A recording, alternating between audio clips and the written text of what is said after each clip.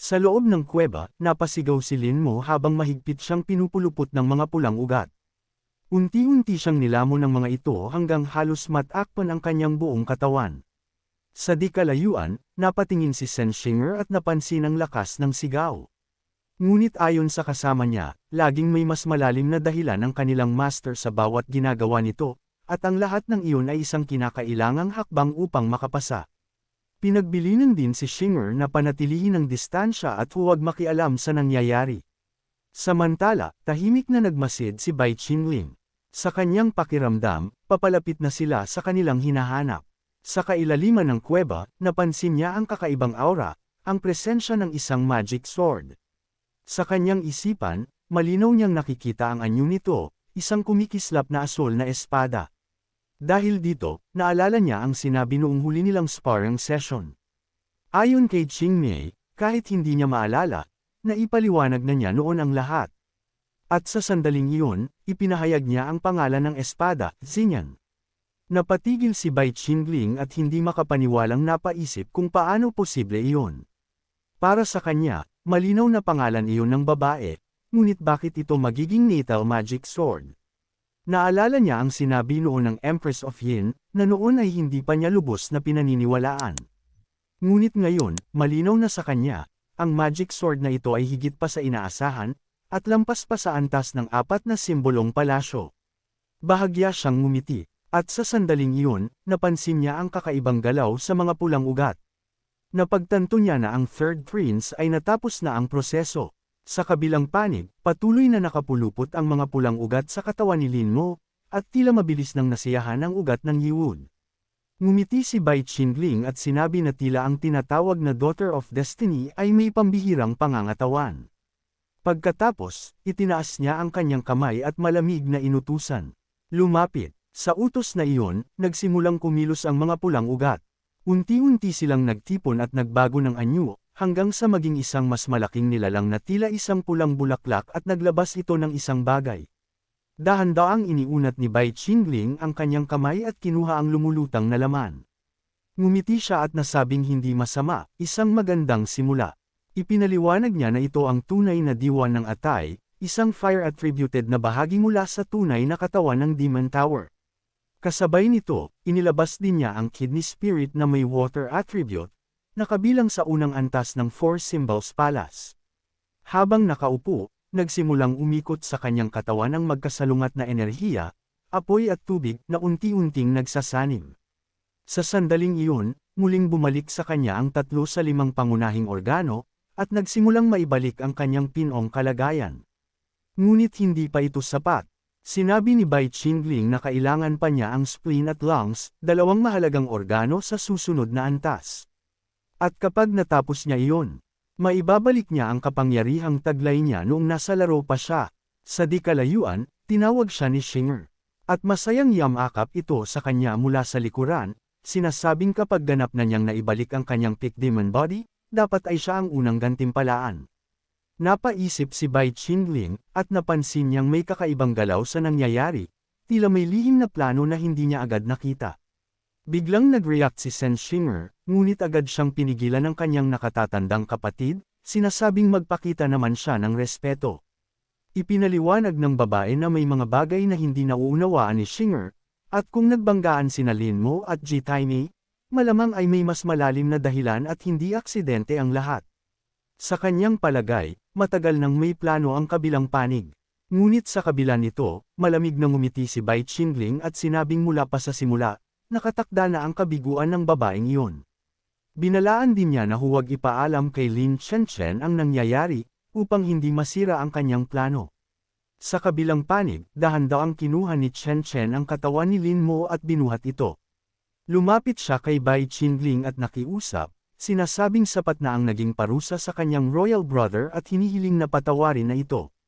Ngunit sa huli, parehong napaluhod sina Lin Mo at Chenchen sa harap ni Bai Qingling. At malamig niyang sinabi, kahit mangyari ang lahat ng iyon, hindi nito mababago ang kanilang kapalaran na manatiling kanyang mga tagasunod. Habang nakayuko, ipinahayag ni Chenchen na sa kalagayan ng kanyang kapatid, sa kanya na nakasalalay ang plano laban sa Demon Lord. Ipinangako niya na hindi niya hahayaang masakripisyo ang kanyang kapatid, at siya mismo ang kikilos upang pabagsakin ang demonyo. Tahimik na pinakinggan ni Bai Qingling ang kanyang sinabi, ngunit napaisip siya kung paanong ang isang taong mapagmataas at matatag ay umabot sa ganitong kalagayan. Sa kanyang isip, inamin niyang maaaring minamaliit niya ang kakayahan ng babae. Pagkatapos, nagpasya siya. Inutusan niya si Chen Chen na sumama sa kanya sa susunod na antas. Walang nagawa si Chen Chen kundi sumunod, ipinapakita ang kanyang katapatan hanggang sa huli.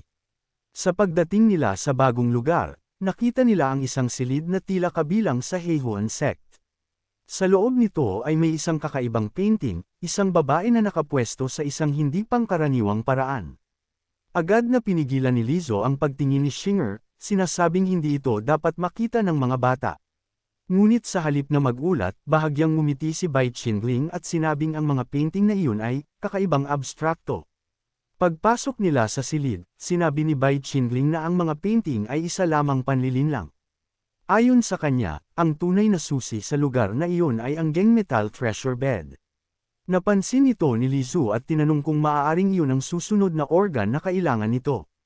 Ngunit ngumiti si Bai Qingling at ipinaliwanag na bagamat ang Yiwood Immortal Artifact ay kabilang sa Heihuan sect, hindi ito madaling makuha.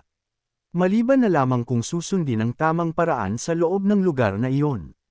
Napaisip si Lizzo at sinabi na malinaw, ito ay naaayon sa mga patakaran ng Heihuan sect. Sa sandaling iyon, lumipat ang eksena sa loob ng pangunahing bulwagan ng sekta. Sa Blissful Heavenly Palace, nakaupo ang Empress of Yin sa gitna habang nakapaligid ang mga tao. Biglang napaisip si Ji Taimie at sinabi na hindi maganda ang sitwasyon, dahil kung wala ang kanyang tulong, maaaring mapunta sa panganib si Lin Mo. At sa huli, napagtanto niya, na marahil ay may naramdaman ang Empress of Yin, kaya siya napilitang dumalo sa pagpupulong na iyon, tahimik na nakaupo ang Empress of Yin, habang ramdam ng lahat ang mabigat na tensyon sa paligid. Sa isipan ni Ji Taimei, malinaw ang isang bagay, hindi na mahalaga ang Demonic Alliance Assembly. Kailangan niyang makahanap ng paraan upang makaalis. Sa gitna ng pagtitipon, tumayo si Ji Taimei at hinarap ang lahat. Sinabi niya na bago magsimula ang pagpupulong, may isang bagay na dapat mapansin ng lahat. Ang kawalan ni Demon Lord Bai Qingling. Ayon sa kanya, hindi maaaring ganapin ang isang mahalagang pagtitipon nang wala ito. Ipinaliwanag pa niya na may natuklasan si Bai Qingling, isang bakas ng especially iya mula sa righteous side. Dahil dito, inanunsyo niya na ang lugar ng assembly ay ililipat, at ang lahat ay tatango sa Four Symbols Palace. Inutusan din niya ang lahat na maghanda at magsagawa ng masusing paghahanap sa mga kainahinalang tao. Sa hanay ng mga nakikinig, nagkaroon ng bulungan. May ilan na nagtanong kung totoong may nakapasok na especially iya. Habang ang iba naman ay nagdududa, iniisip kung naghihintay lamang ba si Bai Qingling sa loob ng Four Symbols Palace. Sa isang sulok, nagsalita si Hong Yi, sinasabing kung totoo iyon, ibig sabihin ay matagal nang naroon si Bai Qingling, at alam ito ni Ji Taimei. Tahimik na nagmasid si Lady Ren, at agad niyang napansin na hindi pangkaraniwan ang lugar, ang Four Symbols Palace. Ngunit bago pa lumalim ang usapan, ngumiti lamang ang Empress of Yin, tila walang anumang alalahanin. Sa kalmadong boses, sinabi niyang hindi nila kailangang mag-alala, dahil mayroon siyang sariling paraan at plano. Samantala, sa kabilang panig, unti-unting nagkamalay si Lin Mo. Gulong-gulo ang kanyang isip habang pilit niyang inaalala ang mga nangyari. Ang mga nakakatakot na baging, ang matinding sakit, at ang halos mawalan siya ng ulirat sa kamay ng demonyo. Habang bumabalik ang kanyang alaala, may isang imahe ang malinaw na tumatak. Si Lin Chen, siya ang nagligtas sa kanya. Dahan-daang napabangon si Lin Mo, ngunit agad din siyang natigilan. Sa kanyang harapan, nakahandusay si Chen, tila ubos ang lakas at walang malay. Nanlaki ang kanyang mga mata, at sa mahinang tinig, puno ng pag-aalala, tinawag niya ito. Chen. Napaluhod si Lin Mo, hirap na hirap at hindi maintindihan ang nangyayari sa kanyang katawan habang pilit niyang iniisip na pakana iyon ng demonyo. Gayunpaman, habang sinusuri niya ang sarili, unti-unti niyang napagtanto na hindi iyon panlilinlang kundi isang tunay na pagbabago. Doon niya lubos na naunawaan na siya ay naging babae na. Sa kabila ng pagkabigla, pinilit niyang patatagin ang kanyang loob at ipinahayag ang kanyang pagkakakilanlan bilang si Lin Moore, ang third princess ng Great Chu. Sa halip na bumigay, hinawakan niya ang kanyang buhok at itinali ito, tila inihahanda ang sarili sa susunod na haharapin. Punong-puno ng galit at determinasyon, malinaw sa kanya na hindi niya palalampasan ang nangyari. Sa kabilang banda, nagising si Chen Chen at naguluhan sa kanyang paligid habang unti-unting bumabalik ang kanyang ulirat. Napatingin si Lin Mo at ipinakita niya ang matinding pagkadismaya kay Chen Chen, habang pinaparamdam na bigo siya sa kanyang ginawa. Sa harap niya, naguguluhang lumuhad si Chen Chen, pilit tinatawag ang kanyang royal brother. Ngunit nanatiling kalmado si Lin Mo, habang binabanggit si Bai Qingling na parabang wala itong halaga sa kanya. Biglang napansin ni Chen Chen ang kakaibang eksena sa harap, dahilan para manlaki ang mata niya sa gulat.